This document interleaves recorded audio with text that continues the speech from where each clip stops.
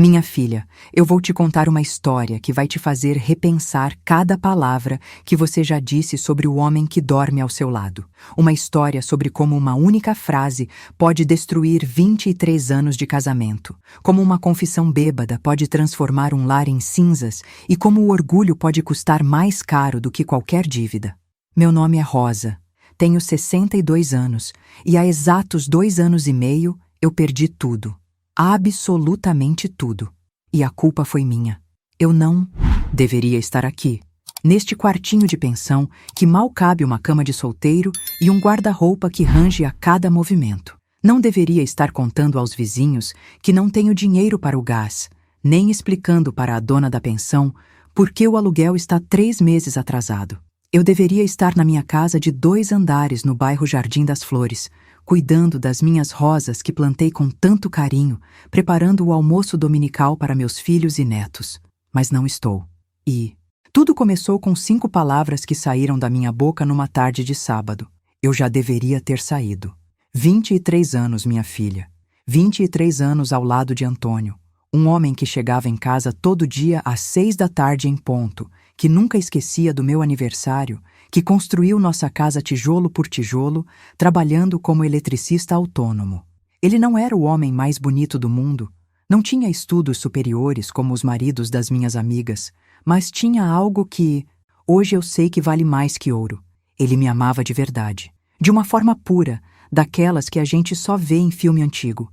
Quando nos conhecemos, eu tinha 34 anos e já estava convencida de que ia ficar para a titia. Tinha acabado de sair de um relacionamento desastroso com um homem casado que me prometeu mundos e fundos por 5 anos e, no final, escolheu a esposa. Estava trabalhando como recepcionista numa clínica dentária, morando num apartamento minúsculo que dividia com minha irmã Lúcia, sem perspectiva nenhuma de vida amorosa. Foi quando Antônio apareceu para consertar o ar-condicionado da clínica. Ele era diferente de todos os homens que eu já tinha conhecido. Não tentou me impressionar com mentiras ou promessas vazias. Era genuíno, trabalhador e tinha um jeito tão doce de olhar para mim que eu sentia meu coração derreter. No primeiro encontro, me levou numa lanchonete simples e ficou nervoso o tempo todo, mexendo no guardanapo e perguntando se eu estava gostando do sanduíche. Era tão autêntico que me conquistou completamente. Mas eu sempre tive um problema, minha filha. Nunca soube valorizar o que tinha na mão.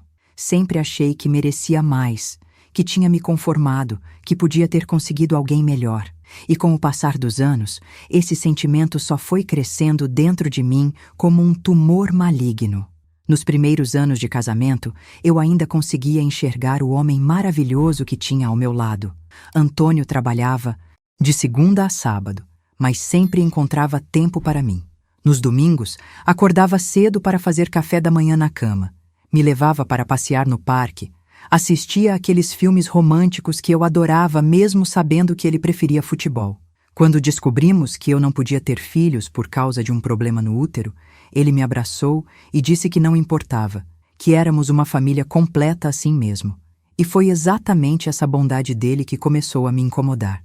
Eu sei que parece loucura, mas é a verdade mais dolorosa que existe. Quanto mais ele se esforçava para me fazer feliz, mais eu sentia que estava vivendo uma vida pequena demais para mim. Minhas amigas casavam com médicos, advogados, empresários, e eu tinha um eletricista que chegava em casa com as mãos sujas de graxa e falava errado algumas palavras. O pior é que Antônio percebia minha insatisfação e tentava compensar de todas as formas. Fez 2 cursos técnicos para melhorar nossa situação financeira, abriu uma pequena empresa de serviços elétricos, construiu nossa casa do zero, pensando em cada detalhe que eu mencionava querer. Quando eu falava que sonhava em ter um jardim, ele passou meses estudando sobre plantas para fazer o mais bonito da rua. Quando eu disse que queria uma cozinha americana, ele reformou a casa inteira. Mas ao invés de me sentir grata, eu me sentia sufocada, como se toda aquela dedicação fosse uma prisão dourada. Comecei a reclamar de tudo. Que ele trabalhava demais, que chegava cansado em casa, que não tínhamos uma vida social interessante, que nossos amigos eram muito simples. Cada gesto carinhoso dele se transformava na minha cabeça em mais uma prova de que eu tinha me acomodado com pouco. A gota d'água foi quando completamos 20 anos de casados. Antônio organizou uma festa surpresa no salão da igreja. Convidou toda a nossa família e nossos amigos. Ele mesmo fez a decoração, escolheu as músicas que mais gostávamos, preparou um discurso emocionado falando sobre nosso amor. Todo mundo chorou. Me parabenizaram pela sorte de ter um marido tão especial. Mas eu passei a festa inteira pensando como tudo aquilo era cafona, como os outros casais pareciam mais felizes, mais realizados. Foi nessa época que conheci Sônia, uma mulher 10 anos mais nova que eu, recém-divorciada, que começou a frequentar o mesmo salão de beleza. Ela era tudo que eu não era, descolada, independente, cheia de histórias para contar sobre os homens que encontrava nos aplicativos de encontro. E o pior, ela validava todos os meus sentimentos de insatisfação. Rosa, você é muito nova para estar vivendo como uma velha casada, dizia enquanto retocávamos o esmalte. 20 anos com o mesmo homem? Minha filha, você nem sabe o que está perdendo lá fora. E eu, como uma idiota, bebia cada palavra daquelas como se fosse sabedoria pura. Comecei a encontrar com Sônia regularmente. Íamos ao shopping, tomávamos café e nossas conversas sempre giravam em torno de como meu casamento estava me limitando. Ela me mostrava fotos dos lugares que visitava, dos homens interessantes que conhecia, da liberdade que tinha para fazer o que queria. Você podia ter tudo isso também, sussurrava como uma serpente no meu ouvido. E assim, aos poucos, Antônio foi se transformando na minha cabeça. O homem carinhoso se tornou grudento, o trabalhador se tornou obsessivo, o dedicado se tornou controlador. A cada encontro com Sônia, eu criava uma nova reclamação, uma nova insatisfação, uma nova razão para me sentir presa naquele casamento. O que eu não percebia é que estava envenenando minha própria felicidade. Estava pegando o amor mais puro que já recebi na vida e transformando em prisão. Estava olhando para um homem que me adorava e vendo apenas limitações. Estava trocando uma vida real por fantasias de uma mulher frustrada que não conseguia manter relacionamento nenhum por mais de 3 meses. A verdade é que Sônia tinha inveja da minha vida. Inveja da estabilidade que eu tinha, do amor verdadeiro que recebia, da casa que construímos juntos. Mas eu era jovem demais na alma para perceber essa armadilha. Jovem demais para entender que a grama do vizinho sempre parece mais verde até você pisar nela. E foi assim que comecei a criar minha própria desgraça. Cada dia que passava, eu encontrava novos defeitos em Antônio, novas razões para me sentir infeliz. O homem que antes me fazia sorrir com suas piadas simples agora me irritava com sua falta de sofisticação. O carinho que ele demonstrava virou melação na minha cabeça doente. O cuidado que tinha comigo virou possessividade. Comecei a sair mais com Sônia, sempre arrumando desculpas para Antônio. Vou fazer compras com ela. Vamos ao cinema. Ela está passando por um momento difícil e precisa de apoio. E Antônio, sendo o homem bom que sempre foi, nunca questionou, nunca desconfiou. Apenas dizia: vai, meu amor, se diverte. Eu fico aqui arrumando a goteira do banheiro. Mas eu interpretava até essa bondade como algo negativo. Ele nem se importa que eu saía, reclamava para Sônia. Nem ciúme ele sente mais. E ela, como uma especialista em destruir lares alheios, concordava. É porque ele já te tem na mão, Rosa. Para ele, você é conquista garantida. Ele nem se esforça mais. Durante esses encontros, Sônia começou a me apresentar outros homens. Sempre de forma casual, coincidências nos bares e restaurantes que frequentávamos. Ah, Rosa, este é Fernando, um empresário muito bem-sucedido. Ou então, Rosa, conhece o Dr. Ricardo? Ele é cirurgião plástico. E eu, como uma tonta, me sentia lisonjeada com a atenção desses homens que claramente só queriam uma aventura com mulher casada. O que mais me envergonha hoje é lembrar como eu me comportava nesses encontros. Flertava descaradamente, reclamava do meu marido para homens estranhos, fazia questão de mencionar como me sentia infeliz no casamento. Era como se estivesse anunciando minha disponibilidade para qualquer um que demonstrasse interesse. Antônio começou a perceber a mudança no meu comportamento, mas não da forma como você imagina. Em vez de brigar ou questionar, ele tentou se aproximar mais. Passou a chegar mais cedo em casa, sugeriu viagens românticas, Comprou flores sem motivo nenhum. Até começou a fazer academia para ficar mais atraente para mim. Mas minha cabeça, já, estava tão envenenada que interpretei todos esses gestos como desespero da parte dele. Agora que ele percebeu que posso sair, está correndo atrás, dizia para Sônia, que sorria com satisfação vendo o estrago que estava causando na minha vida. Típico de homem acomodado, só valoriza quando vê que pode perder. A situação ficou ainda pior quando Antônio começou a demonstrar preocupação genuína com nosso casamento. Uma noite, ele sentou na beira da cama e disse com aquela voz doce que sempre me derretia: Rosa, meu amor, sinto que você está distante. Fiz alguma coisa errada? Posso melhorar em alguma coisa? Qualquer mulher com um pingo de juízo teria se derretido com tanta sinceridade. Teria abraçado aquele homem maravilhoso e pedido perdão por estar sendo tão injusta. Mas não eu. Na minha cabeça distorcida, aquela vulnerabilidade era sinal de fraqueza. Não é sobre você fazer algo errado, Antônio, respondi com frieza. É sobre eu ter mudado. Sobre eu querer coisas diferentes da vida. E vi o coração dele se partir naquele momento. Vi nos olhos dele uma dor que ainda me assombra nas noites de insônia. Mas em vez de parar ali, continuei. Talvez a gente tenha se casado cedo demais. Talvez eu nunca tenha tido a chance de descobrir quem eu realmente sou. Cada palavra era como uma facada naquele homem que nunca me deu motivo para duvidar do amor dele.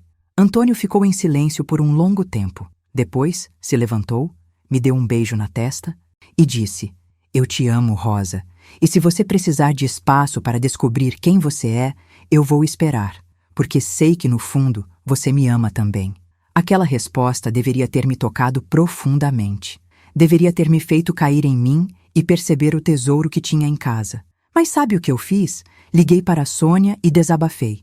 Ele disse que vai me esperar, como se eu fosse uma adolescente passando por uma fase. Que arrogância! E Sônia, claro, jogou mais lenha na fogueira. Ele está tentando te manipular, Rosa. Fazendo papel de vítima para você se sentir culpada e voltar correndo. Homem esperto, esse seu marido.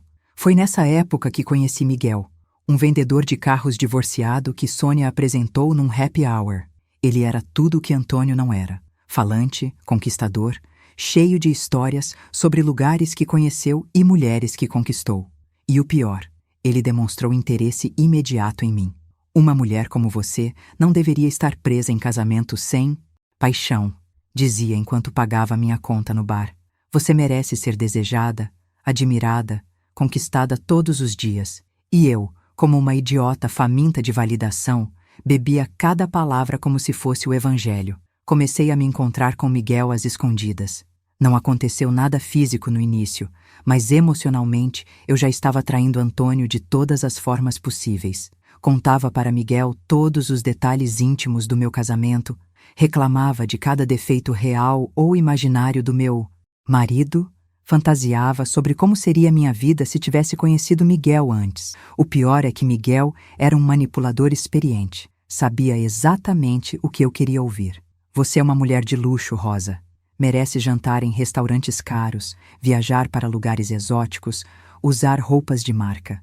Ele pintava um mundo de fantasia onde eu seria uma rainha, enquanto Antônio só me oferecia amor verdadeiro e estabilidade. Em casa, eu me tornei uma pessoa insuportável.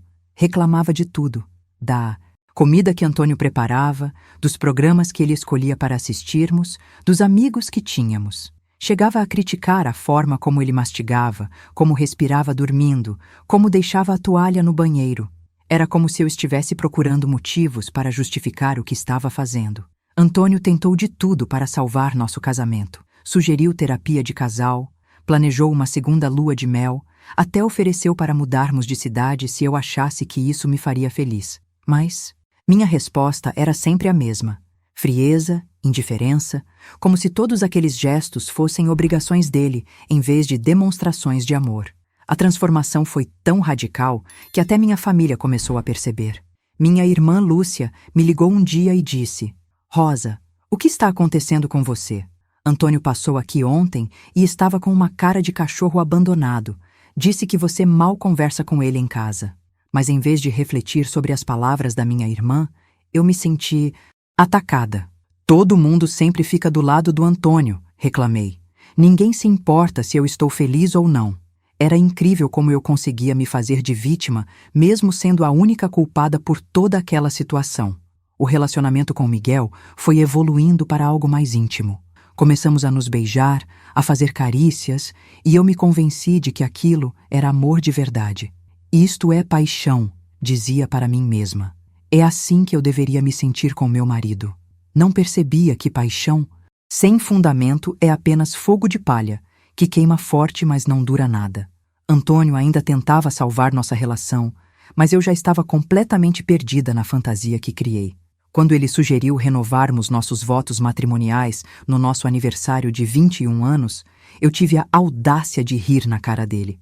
Renovar votos? Antônio, por favor, a gente nem consegue ter uma conversa decente há meses. E vi novamente aquela dor no olhar dele, aquela incompreensão de um homem bom, tentando entender onde foi que errou. Mas o destino tem uma forma cruel de nos ensinar lições, minha filha. E a minha estava chegando mais rápido do que eu imaginava. Foi numa quinta-feira chuvosa de março que minha vida começou a desmoronar de vez. Eu estava no escritório da clínica, já fazia 5 anos que tinha sido promovida a supervisora, quando Miguel me ligou com uma proposta que fez meu coração disparar. Rosa, meu amor, que tal passarmos um fim de semana em Campos do Jordão? Conheço um hotel romântico lá. Podemos finalmente ter nosso tempo a sós. Minha cabeça já estava tão distorcida que nem hesitei. Claro, Miguel. Vou inventar alguma desculpa para o Antônio. E foi exatamente isso que fiz. Cheguei em casa naquela noite e contei a mentira mais elaborada da minha vida. Disse que a clínica estava organizando um congresso de gestão em saúde em São Paulo e que eu tinha sido escolhida para representar nossa unidade. Antônio ficou tão orgulhoso que me deu vontade de chorar de vergonha. Que maravilha, meu amor! Você merece esse reconhecimento. Trabalha tanto, se dedica tanto. Ele até ofereceu para me levar ao aeroporto, mas eu disse que a clínica já tinha providenciado transporte. Mais uma mentira para cobrir a anterior. Na sexta-feira de manhã, me arrumei com o maior cuidado. Coloquei a lingerie mais bonita que tinha, o vestido que Antônio mais gostava em mim, me perfumei toda. Quando estava saindo de casa, ele me deu um abraço, apertado, e disse: "Vai com Deus, minha princesa. Te amo muito." E eu, sem um pingo de remorso, respondi: "Eu também te amo." Como se fosse a coisa mais natural do mundo mentir para quem mais me amava na vida. O fim de semana em Campos do Jordão foi uma farsa do início ao fim. Miguel tinha pintado um paraíso, mas a realidade era bem diferente. O hotel era mediano, o quarto pequeno e mal ventilado, e ele passou boa parte do tempo falando dos próprios problemas, dívidas com a ex-esposa, dificuldades no trabalho, reclamações sobre a vida em geral. Quando finalmente tivemos relações íntimas, foi mecânico, sem carinho, completamente diferente da intimidade que eu tinha com Antônio. Mas eu estava tão cega pela ilusão que criei que me convenci de que aquilo era libertação. É assim que mulheres modernas vivem, pensava enquanto Miguel roncava ao meu lado, sem amarras, sem obrigações, apenas curtindo a vida. O que eu não percebia é que estava trocando ouro por bijuteria. Voltei para casa domingo à noite com a cabeça cheia de fantasias sobre meu futuro com Miguel. Antônio me recebeu com o jantar pronto, flores na mesa e 1000 perguntas sobre como tinha sido o congresso. Inventei detalhes sobre palestras que nunca assisti, pessoas que nunca conheci, conhecimentos que nunca adquiri. E ele acreditou em tudo, porque confiava em mim cegamente. "Estou tão orgulhoso da minha esposa", disse enquanto me massageava os pés, achando que eu estava cansada da viagem. De trabalho.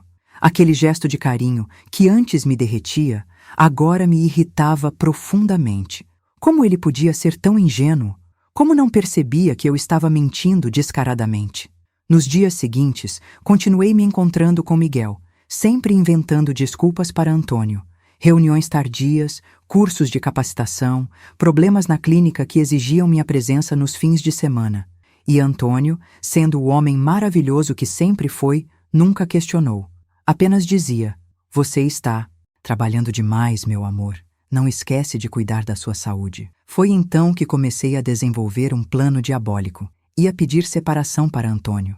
Não divórcio imediato, porque ainda não tinha certeza se Miguel Era realmente a escolha certa, mas uma separação que me desse liberdade para explorar outras possibilidades. Na minha cabeça distorcida, era o plano perfeito. Marquei de conversar com Antônio numa sexta-feira à noite. Preparei um discurso sobre como precisava de espaço para crescer como pessoa, sobre como nosso casamento tinha se tornado uma rotina sufocante, sobre como eu merecia mais da vida. Era tudo mentira, claro, mas eu já tinha repetido tanto essas ideias na minha cabeça que quase acreditava nelas. Quando Antônio chegou do trabalho naquela noite, eu estava esperando na sala com cara de poucos amigos. Antônio, precisamos conversar, disse com toda a frieza que consegui reunir. E vi o medo nos olhos dele, como se já soubesse que não seria uma conversa boa. Ele se sentou no sofá ao meu lado e pegou minha mão. O que foi, meu amor? Aconteceu alguma coisa? A preocupação genuína na voz dele quase me fez desistir, mas eu estava decidida a seguir com meu plano insano. Antônio, eu não sou mais feliz neste casamento. Disparei como se fosse uma sentença de morte. Sinto que estou vivendo no piloto automático, que não estou crescendo como pessoa. Preciso de um tempo para mim. A dor no rosto dele foi instantânea, devastadora. Era como se eu tivesse dado um soco no estômago dele. Rosa, eu não entendo. Pensei que estávamos bem. O que eu fiz de errado? A voz trêmula, os olhos cheios de lágrimas que ele tentava esconder. E sabe qual foi minha reação? Em vez de me sensibilizar com aquela dor que eu estava causando, me irritei ainda mais. Não é sobre você ter feito algo errado, Antônio. É sobre mim querer mais da vida, querer me conhecer melhor, explorar outras possibilidades. Que outras? Possibilidades, Rosa? Ele perguntou. E eu vi que uma suspeita cruel estava nascendo na mente dele. Você está falando de outros homens? Deveria ter negado na hora, mas minha arrogância falou mais alto. Estou falando de liberdade, Antônio. De não ter que dar satisfação dos meus horários, dos meus amigos, das minhas escolhas, de poder ser eu mesma sem julgamentos. Aquela resposta foi como uma confissão para ele. Vi o momento exato em que a realidade bateu na cabeça de Antônio. 21 anos de casamento, de dedicação, de amor incondicional. E eu estava ali falando em liberdade como se ele fosse meu carcereiro. Tem outro homem, ele disse. Não como pergunta, mas como constatação. A voz estava diferente agora, mais firme, como se algo tivesse se rompido dentro dele. Tem outro homem e você quer se separar para ficar com ele. Naquele momento eu deveria ter negado, deveria ter voltado atrás, deveria ter pedido perdão e contado toda a verdade. Mas meu orgulho foi maior que minha consciência. E se tiver, você vai fazer o quê? O silêncio que se seguiu foi ensurdecedor. Antônio me olhou como se estivesse vendo uma estranha, alguém que ele não conhecia. Depois se levantou devagar, caminhou até a janela e ficou olhando para o jardim que ele mesmo tinha plantado para mim. 21 anos, Rosa, disse sem se virar. 21 anos eu acordei todo dia pensando em como te fazer feliz. Construí esta casa pensando nos seus sonhos. Trabalhei em 2 empregos quando você quis fazer aquele curso de especialização. Abri mão de comprar o carro que queria para reformar a cozinha do jeito que você pediu. Cada palavra dele era como um tapa na minha cara, porque era tudo verdade. Mas em vez de me sensibilizar, me sentia atacada. Ninguém pediu para você fazer isso tudo, Antônio. Você fez porque quis. Ele se virou então, e o que vi no rosto dele me assombra até hoje. Não era raiva, não era ódio, era decepção pura, misturada com uma dor tão profunda que parecia física.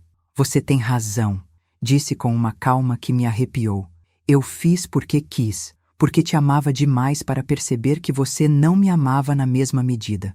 Saiu da sala sem dizer mais nada, e eu fiquei ali, sozinha, sentindo pela primeira vez uma pontada de arrependimento. Mas era tarde demais para voltar atrás. O estrago estava feito. E se você sentiu que essa história está tocando algo dentro do seu coração, eu quero te pedir um gesto de carinho.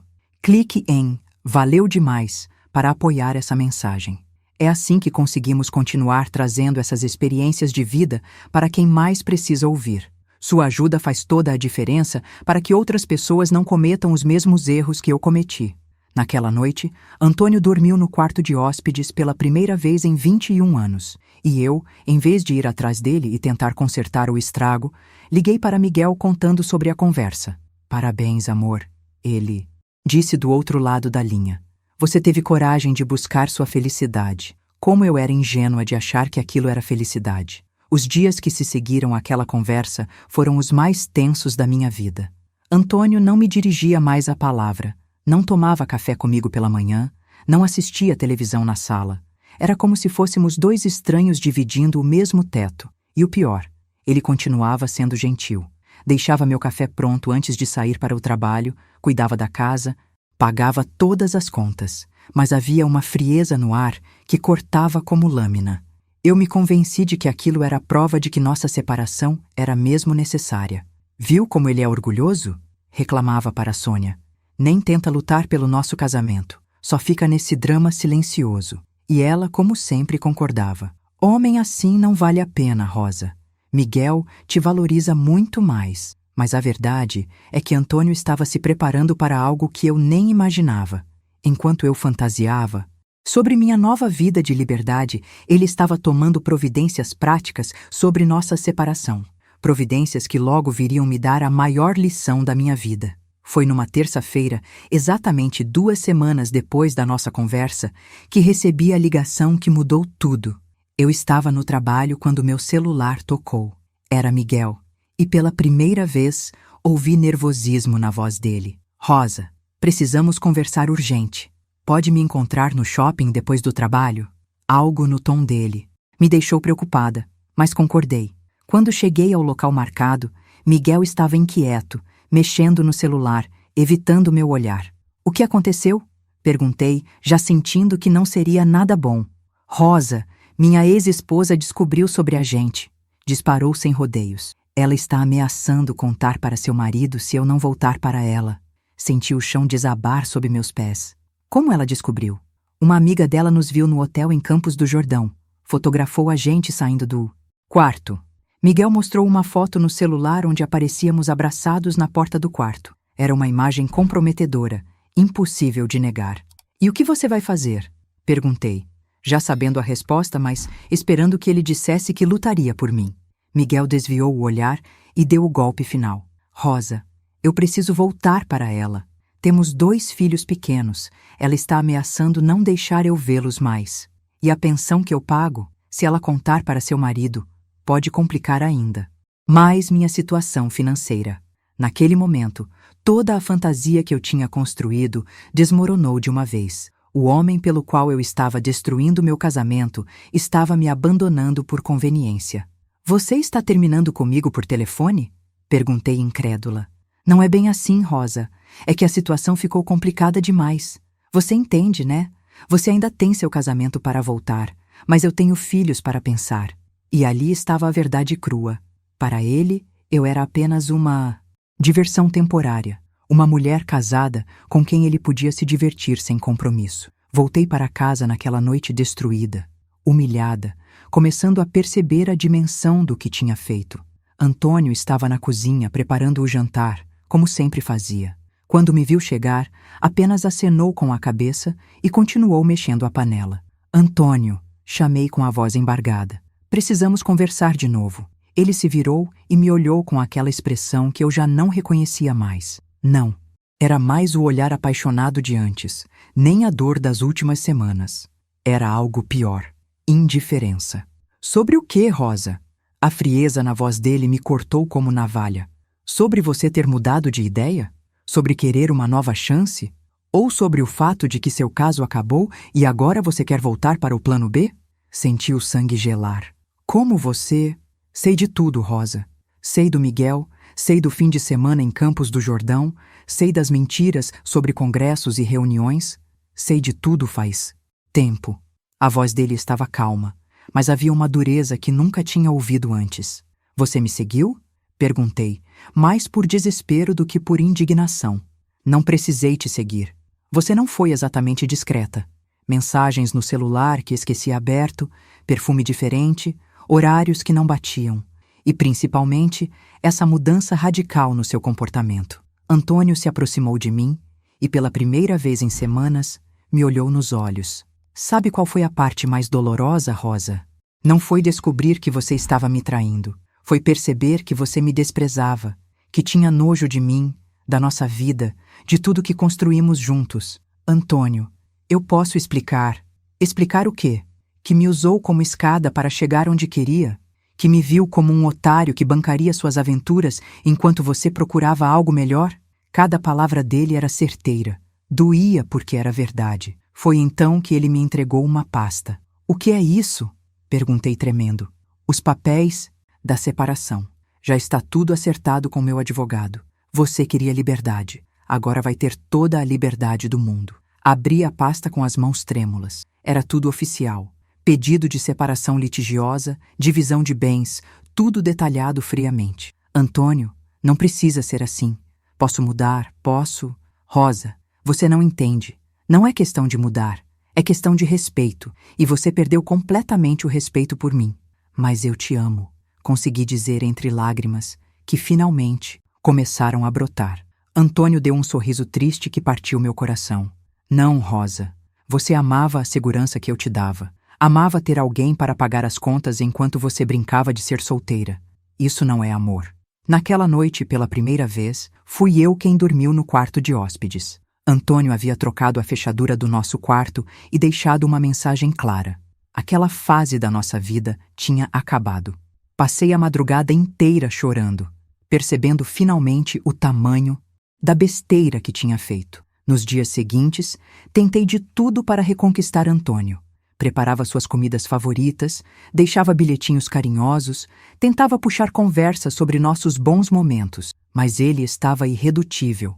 Tratava-me com educação, mas com o distanciamento de quem trata um conhecido, não a esposa de 21 anos. Você não entende, Rosa, disse numa das poucas vezes que aceitou conversar comigo. Não é só questão de perdoar a traição, é questão de dignidade. Você me humilhou, me desrespeitou, me tratou como lixo durante meses e fez isso sorrindo na minha cara, mentindo descaradamente. Mas eu estava confusa, Antônio. Aquela mulher, a Sônia, ela colocou ideias na minha cabeça. Rosa, ninguém coloca ideias na cabeça de adulto. Você escolheu acreditar nela porque era conveniente, porque validava o que você já queria fazer. E ele estava certo. Sônia não tinha me obrigado a nada. Ela apenas tinha me dado a desculpa que eu procurava para justificar minha insatisfação e minha vontade de aventura. O veneno estava dentro de mim. Ela só ajudou a espalhar. A separação foi oficializada 3 meses depois. A casa seria vendida e o dinheiro dividido meio a meio. Nossos bens pessoais foram separados friamente, como se estivéssemos desfazendo uma sociedade comercial, não um casamento de 2 décadas. O dia em que Antônio saiu de casa foi o mais triste da minha vida até então. Ele estava carregando as últimas caixas quando parou na porta e me olhou pela última vez como marido. Rosa, eu espero sinceramente que você encontre a felicidade que estava procurando. Espero que tenha valido a pena. E saiu. Simplesmente saiu da minha vida depois de 21 anos, deixando apenas o vazio e o silêncio de uma casa que de repente ficou grande demais para uma pessoa só. Depois que Antônio saiu, a casa se transformou num mausoléu de lembranças. Cada canto guardava uma memória nossa. A mesa da cozinha, onde tomávamos café da manhã aos domingos, o sofá onde assistíamos novela abraçadinhos, o jardim que ele plantou com tanto carinho. Mas agora, tudo aquilo me assombrava, porque eu sabia que tinha perdido para sempre. As primeiras semanas sozinha foram devastadoras. Eu nunca tinha morado sozinha na vida. Saí da casa dos meus pais direto para o casamento. Não sabia nem trocar uma lâmpada queimada, quanto mais lidar com problemas mais sérios. Quando a pia da cozinha entupiu, precisei chamar um encanador e pagar uma fortuna por um serviço que Antônio fazia de graça em 5 minutos. Mas o pior não eram os problemas práticos, era o silêncio. O silêncio ensurdecedor de uma casa onde não havia mais ninguém para compartilhar o dia, para contar como foi o trabalho, para rir das bobagens da televisão. Eu ligava o rádio no último volume só para não enlouquecer com tanto silêncio. Sônia, que tinha sido minha parceira em todas as aventuras, desapareceu da minha vida assim, que soube da separação. Ai, Rosa, que situação complicada, disse quando liguei, contando que Antônio tinha ido embora. Mas olha, estou numa fase meio corrida da vida, sabe? Talvez seja melhor você se focar em você mesma agora. Era incrível como a mesma mulher que me incentivava a destruir meu casamento agora fugia de mim como se eu tivesse uma doença contagiosa. Tentei ligar mais algumas vezes, mas ela sempre estava ocupada, sempre tinha desculpas. Foi quando percebi que tinha perdido não só meu marido, mas também a amiga que me ajudou a destruir tudo. Miguel, então, nem se deu ao trabalho de me ligar para saber como eu estava. Simplesmente desapareceu como se nunca tivesse existido. Soube depois, através de uma conhecida comum, que ele tinha mesmo voltado para a ex-esposa e estava postando fotos de família reunida nas redes sociais. Eu tinha sido apenas um capítulo insignificante na vida dele. A realidade financeira começou a bater forte também. Sozinha, eu precisava arcar com todas as despesas da casa que antes dividíamos. A conta de luz, que Antônio sempre controlava com tanto cuidado, disparou porque eu não sabia como economizar. O jardim que ele cuidava com tanto amor começou a morrer, e eu não tinha nem conhecimento nem disposição para salvá-lo. Foram meses difíceis até conseguirmos vender a casa. E quando finalmente vendemos, a dor foi ainda maior. Ver estranhos entrando na nossa casa, medindo os cômodos, planejando suas vidas ali onde construímos a nossa, foi como assistir ao funeral dos meus melhores anos. Com minha parte do dinheiro da venda, aluguei um apartamento pequeno num bairro mais simples. Era uma mudança radical, de uma casa de 3 quartos com jardim para um apartamento de 2 quartos em prédio antigo. Mas o que mais doía não era a mudança física, era a simbólica. Era a prova concreta de que minha vida tinha encolhido em todos os sentidos. Minhas irmãs, que sempre adoraram Antônio, não me pouparam nas críticas. Rosa, você perdeu a cabeça, dizia Lúcia, sempre que nos encontrávamos. Antônio era um homem de ouro. Você não vai encontrar outro igual nunca mais. E Cláudia, a mais nova, era ainda mais direta. Você destruiu sua vida por causa de um aventureiro vagabundo. Espero que tenha aprendido a lição. O pior é que elas estavam certas, e eu sabia disso. Mas o orgulho ainda era maior que a razão. Então eu fingia que estava bem, que havia sido libertada de um casamento que me sufocava. Estou descobrindo quem eu realmente sou, dizia com uma convicção que não sentia. Estou aprendendo a viver para mim. Mentira. Eu estava apenas sobrevivendo, não vivendo. Acordava sem propósito, trabalhava no automático, voltava para casa e assistia televisão até adormecer no sofá. Fins de semana eram torture, porque não tinha com quem passar, não tinha programa, não tinha vida social. As poucas amigas que tinha eram casadas e não tinham tempo para uma mulher separada cheia de problemas. Tentei me inscrever em cursos, academias, grupos de dança, qualquer coisa para preencher o vazio, mas nada funcionava. Eu estava em depressão profunda, embora não soubesse dar nome ao que sentia. Apenas sabia que acordava cansada, que nada me dava prazer, que a vida tinha perdido completamente o sentido. Foi nessa época que comecei a receber notícias sobre Antônio através de conhecidos mútuos. Ele tinha se mudado para um apartamento próximo ao trabalho, estava fazendo terapia, tinha começado a frequentar um grupo de homens divorciados. Ele está bem, contavam. Parece até mais jovem, mais disposto. Enquanto isso, eu defininhava. Emagreci 12 quilos em 6 meses. Não por dieta, mas por falta de apetite. Meu cabelo começou a cair por causa do estresse. Minha pele ficou sem vida. No trabalho, meu rendimento despencou tanto que recebi 2 advertências. Estava me transformando na sombra de mim mesma. Um dia, não aguentando mais a solidão, resolvi procurar Antônio. Liguei para o celular dele, que tocou algumas vezes antes dele atender. Alô, Rosa, disse com voz neutra. Aconteceu alguma coisa? Antônio, você pode conversar comigo? Estou passando por um momento muito difícil. Houve uma pausa longa antes dele responder. Rosa, não acho que seja uma boa ideia. Você fez sua escolha, eu fiz a minha. É melhor cada um seguir seu caminho. Mas eu sinto sua falta, Antônio. Sinto falta da nossa vida, da nossa casa, de tudo que tínhamos. Minha voz estava embargada. Eu mal conseguia falar. Rosa, você não sente falta de mim. Você sente falta da segurança que eu te dava, da vida organizada que construí para nós dois. Mas de mim como pessoa, você nunca sentiu falta. Isso não é verdade, protestei. É sim, Rosa. Durante meses você me tratou como um estorvo, como alguém que atrapalhava seus planos. Agora que seus planos deram errado, quer voltar para a zona de conforto. Mas eu não sou o plano. B de ninguém. A conversa terminou ali. Antônio desligou o telefone e eu fiquei segurando o aparelho mudo, chorando como uma criança abandonada, porque era exatamente isso que eu era, uma criança mimada que tinha quebrado seu brinquedo favorito e agora queria que alguém consertasse. Os meses seguintes foram ainda piores. A depressão se aprofundou e eu comecei a ter crises de pânico. Tinha medo de sair de casa, medo de encontrar pessoas conhecidas, medo do julgamento. Vivia à base de calmantes e antidepressivos, numa rotina vazia de casa-trabalho-casa. Foi minha irmã Lúcia quem me obrigou a procurar ajuda psicológica. Rosa, você vai morrer assim, disse numa das suas visitas. Não é possível que você tenha virado essa pessoa deprimida por causa de um homem. Mas ela não entendia. Não era por causa de um homem. Era por causa da percepção tardia de que eu tinha destruído a melhor coisa da minha life com minhas próprias mãos. A psicóloga, uma mulher experiente, chamada doutora Fernanda, me fez perguntas que eu não queria responder.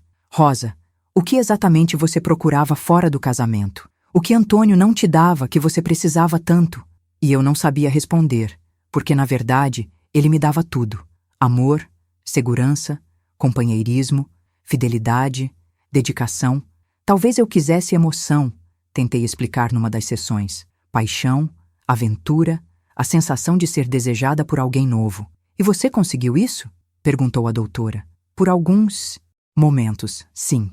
E valeu a pena trocar 21 anos de amor verdadeiro por alguns momentos de emoção falsa? A pergunta ficou ecoando na minha cabeça por dias, porque a resposta era óbvia. Não, não tinha valido a pena, nem um pouco. Eu tinha trocado substância por aparência, realidade por fantasia, ouro por bijuteria barata. A terapia me ajudou a entender muitas coisas sobre mim mesma, mas não conseguiu curar a ferida mais profunda, o arrependimento. Eu entendia agora que tinha sido vítima da minha própria imaturidade emocional, da minha falta de gratidão, da minha necessidade doentia de validação externa. Mas entender não apagava o que eu tinha feito. 2 anos depois da separação, eu ainda estava tentando reconstruir minha vida quando recebi uma notícia que me partiu o coração. Antônio estava namorando. A informação chegou até mim através da minha cunhada, que encontrou com ele no supermercado acompanhado de uma mulher. Ela parece ser uma pessoa muito boa, contou Helena, tentando ser delicada. Mais ou menos da sua idade, professora aposentada, viúva. Eles estavam comprando coisas juntos, muito carinhosos um com o outro. Cada palavra era como uma facada no meu peito, mas eu fingia que estava feliz por ele. Que bom que ele encontrou alguém. Menti descaradamente. Ele merece ser feliz, mas por dentro eu estava morrendo. A ideia de outra mulher recebendo o carinho que um dia foi meu, dormindo na cama que um dia foi nossa, sendo amada pelo homem que eu desprezei, era insuportável. Alguns meses depois, o golpe final. Antônio ia se casar de novo. A notícia chegou através do meu irmão, que trabalha no mesmo bairro onde ele mora. Rosa, preciso te contar uma coisa. Não sei se você quer saber, mas... E me contou tudo. A noiva se chamava Marlene, era viúva há 5 anos, tinha 2 filhos já crescidos e parecia ter devolvido a alegria de viver para Antônio. Naquela noite, chorei como não chorava desde a infância. Chorei por tudo que perdi, por tudo que joguei fora, por todas as oportunidades que desperdicei de ser feliz. Chorei pela mulher tola que fui, pela arrogância que me cegou, pela ingratidão que destruiu minha vida. E foi então que tomei uma decisão desesperada. Ia ao casamento de Antônio. Não para causar problema, não para tentar impedir, mas para pedir perdão, para olhar nos olhos dele uma última vez e assumir minha culpa por tudo o que aconteceu. Era a única forma que encontrei de tentar ter alguma paz. O casamento foi numa igreja pequena, cerimônia simples, mas cheia de amor. Eu me posicionei no fundo, usando óculos escuros e um lenço na cabeça para não ser reconhecida facilmente. Quando Antônio entrou na igreja, meu coração quase parou. Ele estava diferente, mais magro, cabelo grisalho bem cortado, sorriso verdadeiro no rosto. Parecia 10 anos mais jovem. Marlene era realmente uma mulher bonita, com aquela beleza natural das pessoas de bem.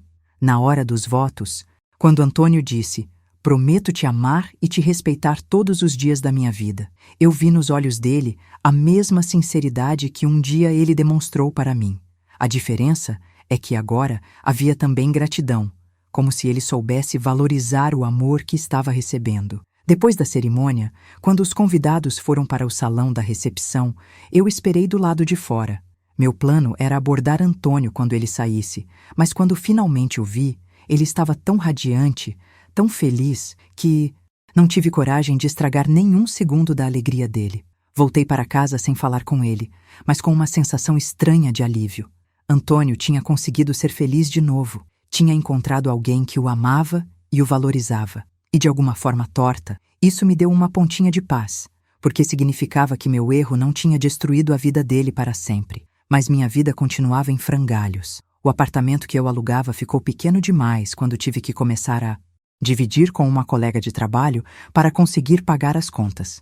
Meus problemas financeiros se agravaram quando fui demitida da clínica por falta de concentração e baixo rendimento. Consegui um emprego numa empresa de telemarketing, ganhando menos da metade do que ganhava antes. Era um trabalho desgastante, num ambiente hostil, com chefes grosseiros e colegas que não se importavam uns com os outros, mas era o que eu conseguia com minha idade e meu estado emocional. A colega que dividia apartamento comigo se mudou depois de 6 meses, dizendo que não aguentava mais meu astral pesado. Fiquei sozinha de novo, mas agora sem condições de pagar o aluguel integral. Foi quando minha irmã Lúcia sugeriu que eu me mudasse para uma pensão. Rosa, você precisa aceitar sua nova realidade, disse com aquela franqueza cruel que só irmãs têm. Você não tem mais idade nem condições de ficar escolhendo onde morar. Vai para a pensão da Dona Conceição, é limpo, seguro e cabe no seu orçamento. A pensão da Dona Conceição ficava num bairro popular, longe de tudo que eu conhecia. Era um sobrado antigo dividido em 12 quartos pequenos, com banheiro compartilhado e uma cozinha coletiva, onde você podia preparar refeições simples. Meu quarto mal cabia uma cama de solteiro, uma cômoda pequena e uma cadeira de plástico. Nos primeiros dias, chorei todas as noites. Como tinha chegado àquele ponto? Como a mulher que um dia teve casa própria, jardim, carro na garagem, tinha virado mais uma pensionista desesperada num bairro periférico? A queda tinha sido tão abrupta que eu ainda não conseguia processar completamente. Os outros moradores da pensão eram uma mistura de gente em situações difíceis, aposentados com pensão baixa, mulheres separadas em situação financeira apertada, trabalhadores solteiros que não tinham condições de alugar um apartamento sozinhos. Todos com suas histórias de vida despedaçada, seus sonhos desfeitos, suas escolhas erradas. Foi convivendo com essas pessoas que comecei a perceber que não era a única a ter cometido erros graves na vida. Dona Irene, do quarto ao lado, tinha perdido a casa porque o filho viciado em drogas roubou todas as suas economias. Seu Joaquim, do andar de baixo, estava ali porque a esposa havia levado tudo no divórcio, incluindo a pensão que ele recebia. Mas nenhuma história me tocou tanto quanto a de Cláudia, uma mulher de 45 anos que dividia o banheiro comigo. Ela tinha sido casada durante 15 anos com um homem violento que a agredia fisicamente e psicologicamente. Quando finalmente conseguiu coragem para deixá-lo, descobriu que ele havia destruído seu nome no mercado, contraído dívidas em seu nome, e ela ficou sem nada. Pelo menos você teve amor de verdade por 20 anos, disse numa das nossas conversas na cozinha coletiva. Pelo menos você conheceu o que é ser amada por um homem bom. Eu nunca tive isso. E ela tinha razão. Por mais que minha situação fosse terrível, eu tinha tido algo que muitas mulheres nunca têm: o amor verdadeiro de um homem decente. Essa percepção começou a mudar algo dentro de mim. Em vez de só lamentar o que perdi, comecei a valorizar retrospectivamente o que tive. Comecei a lembrar dos bons momentos com Antônio, não com dor, mas com gratidão. Gratidão por ter experimentado, mesmo que por pouco tempo na escala da vida, como é ser verdadeiramente amada. E se essa mensagem está ressoando no seu coração até aqui, eu quero te pedir um gesto de carinho. Clique em Valeu Demais para apoiar essas palavras que saem do fundo da minha alma. É assim que conseguimos continuar compartilhando essas experiências de vida para que outras pessoas não cometam os mesmos erros que eu cometi. Sua ajuda faz toda a diferença. Na pensão, estabeleci uma rotina simples, mas que me dava alguma estrutura. Acordava às 5 da manhã para conseguir usar o banheiro antes dos outros moradores. Tomava café na cozinha coletiva, pegava 2 ônibus para chegar ao trabalho, voltava no final da tarde e passava as noites lendo livros da biblioteca pública do bairro. A leitura se tornou meu refúgio. Li romances, biografias, livros de autoajuda, tudo que pudesse me tirar da minha realidade por algumas horas. Foi numa dessas leituras que encontrei uma frase que mudou minha perspectiva sobre tudo. A vida não é medida pelo número de respirações que damos, mas pelos momentos que nos tiram o fôlego. Percebi que durante os 21 anos com Antônio, tive milhares desses momentos. Momentos de felicidade pura, de amor verdadeiro, de companheirismo real. Momentos que muitas pessoas nunca experimentam na vida inteira. E eu tinha jogado tudo isso fora em busca de uma emoção artificial que durou apenas algumas semanas. Comecei a escrever. Primeiro apenas desabafos no caderno velho que comprei numa promoção. Depois, cartas que nunca enviaria para Antônio, pedindo perdão, explicando minha loucura, desejando felicidade para ele. E por último, comecei a escrever minha história completa, tentando entender cada passo que me levou à autodestruição. Foi escrevendo minha história que comecei a entender realmente a dimensão do que tinha perdido.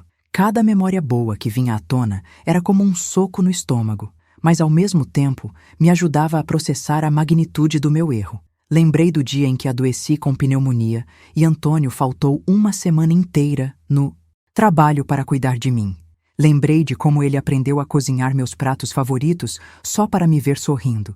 Lembrei das madrugadas em que ele ficava acordado, me consolando quando eu tinha pesadelos. Cada lembrança era uma prova de que eu tinha vivido um amor de filme, daqueles que a maioria das pessoas só conhece em novela. E eu, na minha cegueira e ingratidão, tinha pisoteado tudo isso. Tinha tratado como lixo o que deveria ter guardado como tesouro. Um dia, 3 anos depois da separação, estava voltando do trabalho quando vi Antônio na padaria do bairro onde eu trabalhava.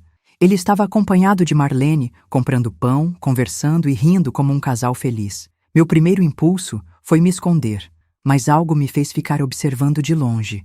Eles pareciam tão bem juntos. Marlene segurava o braço dele com carinho. Ele abria a porta do carro para ela entrar, pequenos gestos de cortesia e amor que eu conhecia bem, porque um dia foram dirigidos a mim. A diferença é que agora eu via do lado de fora, como uma estranha assistindo à felicidade alheia. Quando eles saíram, resolvi entrar na padaria. A balconista, uma senhora simpática, comentou: "Que casal bonito, né? Passam aqui toda semana, sempre muito educados. Dá pra ver que se amam muito." E completou: "Sorte da mulher que conseguiu um homem assim. Sorte mesmo." Concordei com um nó na garganta, pagando meu pão amanhecido e saindo rápido antes que as lágrimas começassem a cair. Naquela noite, tive uma crise de choro que durou horas. Não era só saudade ou arrependimento. Era a consciência plena de que algumas coisas na vida são irreversíveis, que algumas pontes, uma vez queimadas, não podem ser reconstruídas, que alguns erros são definitivos e você tem que conviver com as consequências pelo resto da vida. Aos 60 anos, ainda trabalhando no telemarketing e morando na pensão, comecei a aceitar que aquela era minha nova realidade permanente. Não haveria volta por cima, não haveria segundo ato grandioso na minha vida. O que me restava era tentar encontrar pequenos momentos de paz em meio à mediocridade que eu mesma tinha criado. Foi quando aconteceu algo que me pegou completamente desprevenida. Estava na cozinha da pensão preparando um chá antes de dormir, quando Dona Conceição, a proprietária, veio conversar comigo. "Rosa, preciso te falar uma coisa. Recebi uma ligação hoje de um senhor perguntando por você." Meu coração disparou. "Que senhor?" "Disse que se chamava Antônio, que foi seu marido.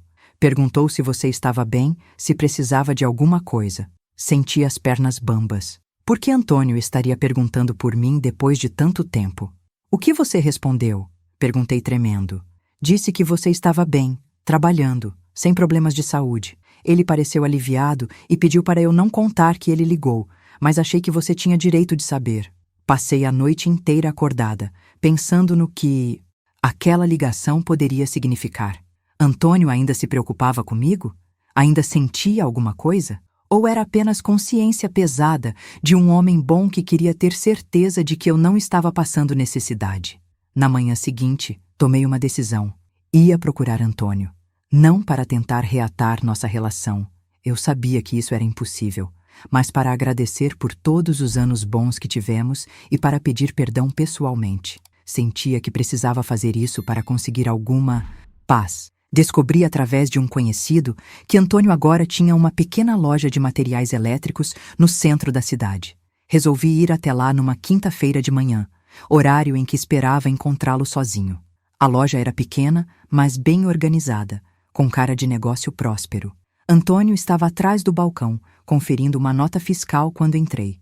Quando ele levantou os olhos e me viu, a expressão foi de surpresa total. "Rosa", disse, e na voz dele ouvi um misto de espanto, preocupação e algo que não consegui identificar. "O que você está fazendo aqui?" "Antônio, eu sei que não tenho o direito de aparecer na sua vida depois de tanto tempo, mas preciso falar com você." Minha voz estava trêmula, as mãos suando frio. "Posso ter alguns minutos?" Ele hesitou, olhou para a rua como se estivesse esperando alguém, depois suspirou. "Tá bom, mais rápido, porque Marlene vai passar aqui para almoçarmos juntos." A menção do nome da esposa foi como uma facada, mas eu esperava por isso. "Antônio, eu vim aqui para pedir desculpas, por tudo, por ter sido tão ingrata, tão cega, tão cruel com você, por ter jogado fora o melhor que aconteceu na minha vida." Ele me olhou em silêncio por um longo tempo. Estava mais velho, algumas rugas a mais, cabelo quase todo grisalho, mas tinha uma serenidade no rosto que eu não lembrava de antes. "Rosa, isso foi há muito tempo. Não precisa mais falar sobre isso." "Preciso sim, Antônio. Preciso que você saiba que eu..." "Entendi.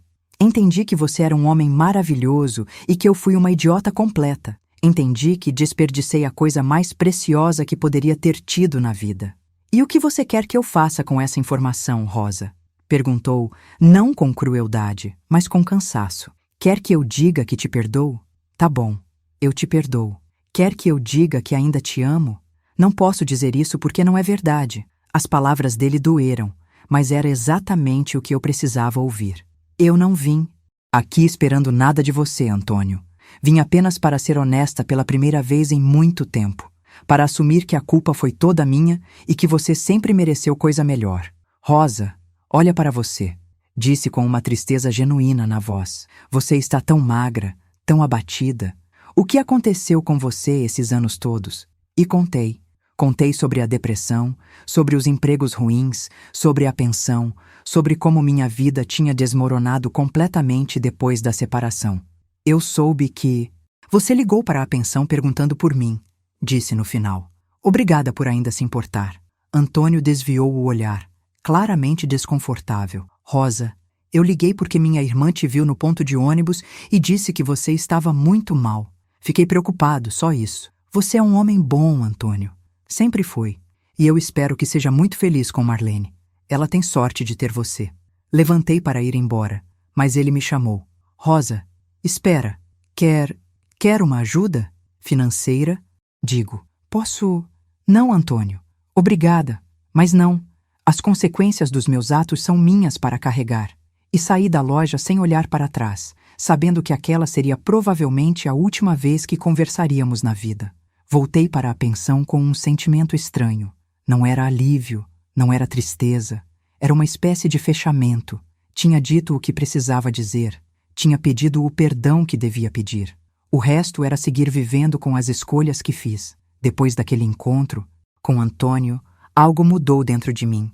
Não era esperança de reconquista, porque eu sabia que alguns erros são irreversíveis. Era mais uma aceitação profunda das consequências das minhas escolhas. Pela primeira vez em anos, parei de me lamentar e comecei a tentar construir alguma coisa com os cacos da minha vida. Continuei trabalhando no telemarketing, mas comecei a encarar o trabalho de forma diferente. Em vez de ver apenas como um fardo necessário, passei a tentar ajudar genuinamente as pessoas que ligavam. Descobri que muitas delas estavam passando por situações difíceis e, de alguma forma, minha própria experiência de sofrimento me permitia consolá-las melhor. Uma das clientes que mais me marcou foi Dona Mercedes, uma senhora de 80 anos que ligava sempre que se sentia sozinha. Ela tinha perdido o marido recentemente, depois de 55 anos de casamento, e não conseguia se adaptar à solidão. "Minha filha", dizia com a voz embargada, "você não imagina o que era acordar toda manhã e lembrar que não tem mais ninguém para compartilhar o café." Conversando com Dona Mercedes, percebi que minha dor, por maior que fosse, era diferente da dela. Eu havia perdido um amor por escolha própria, por burrice, por ingratidão. Ela havia perdido por força da natureza, depois de meio século construindo uma vida ao lado de alguém. De alguma forma, isso me fez valorizar ainda mais os 21 anos que tive com Antônio. Na pensão, comecei a me aproximar mais dos outros moradores. Ajudava a Dona Irene com as compras quando ela estava com as pernas doloridas, conversava com seu Joaquim sobre suas memórias da juventude, ouvia os desabafos de Cláudia sobre a violência que sofreu. Descobri que cada pessoa ali tinha uma história de dor, mas também de resistência. Foi seu Joaquim quem me deu uma das lições mais importantes desses últimos anos. Ele tinha 73 anos, havia perdido tudo num divórcio tardio, mas mantinha uma alegria contagiante. "Rosa", disse numa das nossas conversas na varanda, "a vida é que nem um rio. Você pode tentar nadar contra a correnteza e se cansar até morrer, ou pode aceitar a direção da água e tentar aproveitar a paisagem. Mas como aproveitar a paisagem quando tudo que você vê é destruição?" Perguntei. "Porque mesmo em terra arrasada, nascem flores, minha filha. Pequenas, simples, mas flores. O segredo é saber enxergar elas." E ele tinha razão. Comecei a procurar as pequenas flores na minha vida devastada. O sorriso de Dona Conceição quando eu ajudava na limpeza da pensão. A gratidão na voz dos clientes quando eu conseguia resolver seus problemas no telemarketing. O pôr do sol que via da janela do meu quartinho todos os dias. Pequenos momentos de beleza em meio à mediocridade. Há 6 meses, recebi uma notícia que me pegou desprevenida. Antônio havia sofrido um infarto e estava internado no hospital. A informação chegou através da minha irmã Lúcia, que soube por uma conhecida. Meu primeiro impulso foi correr para o hospital, mas me contive. Que direito eu tinha de aparecer na vida dele num momento tão delicado? Mas a preocupação não me deixava em paz. Durante uma semana inteira, liguei para o hospital, fingindo ser uma amiga da família para saber notícias do estado dele. Felizmente, ele se recuperou bem e recebeu alta após 10 dias internado. Foi quando tomei uma decisão. Ia escrever uma carta para ele. Não para tentar reatar contato, mas para deixar registrado tudo que nunca consegui falar adequadamente. Passei semanas escrevendo e reescrevendo, tentando encontrar as palavras certas para expressar minha gratidão pelos anos bons e meu arrependimento profundo pelos erros que cometi. Na carta, contei sobre minha vida atual, sobre as lições que aprendi, sobre como a experiência de perder tudo me ensinou a valorizar o que realmente importa. Contei também sobre Dona Mercedes e como suas histórias de 50 anos de amor me fizeram perceber ainda mais o tesouro que eu tinha desperdiçado. "Antônio", escrevi no final da carta, "eu não espero resposta, não espero perdão, não espero nada além da possibilidade de que essas palavras cheguem até você. Quero apenas que saiba que os 21 anos ao seu lado foram os melhores da minha vida e que se eu pudesse voltar no tempo, faria tudo diferente. Cuide-se bem. Seja muito feliz com Marlene e saiba que alguém aqui ainda guarda com carinho cada momento bom que vivemos juntos." Postei a carta numa segunda-feira de manhã e nunca mais pensei em resposta. Era minha forma de fechar definitivamente esse ciclo, de fazer as pazes com meu passado e tentar seguir em frente. Hoje, aos 62 anos, ainda moro na pensão da Dona Conceição, ainda trabalho no telemarketing, ainda vivo uma vida simples e sem grandes perspectivas, mas aprendi a encontrar significado nas pequenas coisas, na conversa com os vizinhos, na ajuda que consigo dar aos clientes no trabalho, nos livros que pego emprestado na biblioteca. Aprendi também que o arrependimento, quando aceito e processado adequadamente, pode ser transformador. Não no sentido de desfazer o que foi feito, mas no sentido de nos tornar pessoas melhores, mais compassivas, mais gratas pelas bênçãos que temos. Se hoje encontrasse uma mulher na minha situação de anos atrás, insatisfeita com um casamento bom, sedenta por aventuras, influenciada por amigas invejosas, eu diria: minha filha, você não sabe o que tem em casa. Não cometa o meu erro. Não troque substância por aparência, realidade por fantasia. Valorize enquanto tem, porque quando perder, pode ser tarde demais para recuperar. E se essa mensagem tocou seu coração de alguma forma, se você reconheceu em mim alguém que um dia você foi ou pode se tornar, considere clicar em "Valeu demais" para apoiar essas palavras que saem diretamente da minha experiência de vida. É assim que conseguimos espalhar essas lições para outras pessoas que talvez estejam passando pelo mesmo dilema que eu passei. Minha filha, sei que você que está me ouvindo tem sua própria história, seus próprios desafios, suas próprias escolhas pela frente. E é exatamente por isso que quis compartilhar a minha experiência com você.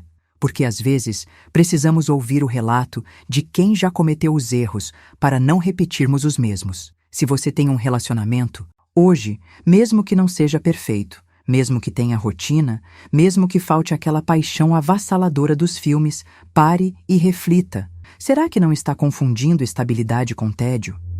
Será que não está menosprezando um amor verdadeiro em busca de uma paixão artificial?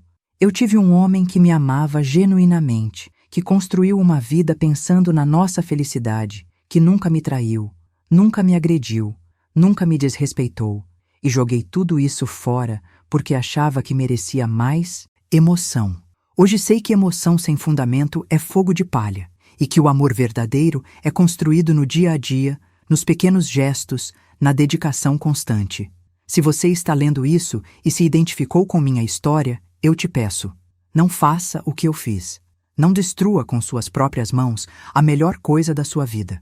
Não se deixe influenciar por pessoas que têm inveja da sua felicidade. Valorize enquanto tem, porque quando perder pode ser tarde demais. E se você já cometeu erros, parecidos com os meus, saiba que ainda há tempo para encontrar algum sentido na vida, mesmo que seja diferente do que sonhava. A felicidade perfeita talvez não volte, mas pequenos momentos de paz e gratidão são possíveis, mesmo em meio às consequências dos nossos erros. Minha filha querida que me ouviu até aqui, muito obrigada por ter me dado a oportunidade de dividir minha história com você. É reconfortante saber que minhas palavras podem chegar ao coração de alguém e talvez ajudar a evitar os mesmos erros que eu cometi. Se você gostou do que ouviu, se essa mensagem fez sentido para a sua vida, eu ficaria muito feliz se você se inscrevesse neste canal. Aqui compartilhamos experiências reais de pessoas reais, histórias que ensinam, que alertam, que consolam. Conte para mim nos comentários qual seu nome, de onde você é, que tipo de histórias mais tocam seu coração. Você já passou por alguma situação parecida com a minha? O que aprendeu com essa experiência? Sua participação é muito importante, porque ajuda outras pessoas a se sentirem menos sozinhas em suas dificuldades. E se minha história de alguma forma te ajudou a refletir sobre sua própria vida, se te fez valorizar mais o que você tem, ou te deu forças para enfrentar suas próprias consequências, compartilhe com outras pessoas que possam precisar ouvir isso também. Às vezes, uma palavra no momento certo pode mudar completamente o rumo de uma vida. Muito obrigada por me ouvir com tanto carinho. Que Deus abençoe sua vida e que você sempre encontre forças para fazer as escolhas certas. Um abraço apertado desta velha que aprendeu na marra o valor das coisas simples da vida.